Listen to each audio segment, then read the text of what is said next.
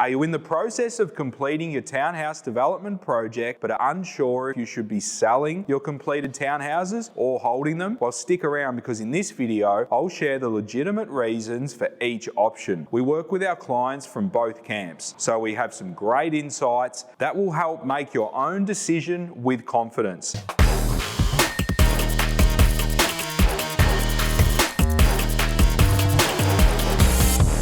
Let's get into it. Hey guys, Peter Kelly here from Little Fish Property Developments, helping you maximize the value of your land and generate wealth through low-risk residential development projects. On this channel, we share everything you need to deliver successful projects time and time again. So if you're new around here, make sure you hit the subscribe button and turn the bell notifications on so you don't get left behind. Now, something that I want to point out immediately is it's important to have your plan mapped out before you start your project. It's not critical, but understanding your game plan from the beginning will help you maximize your returns on the other end. It will allow your accountant and other relevant consultants to get you set up in the correct way from an entity, trust, and tax minimization standpoint. Let's look at the reasons to sell your completed townhouses. Selling your townhouses at the end will mean you get to pay down your debt, allowing you maximum equity and serviceability to put into your next project. You also get to realize your gains should you be lucky enough to have some at the end. And arguably, the townhouses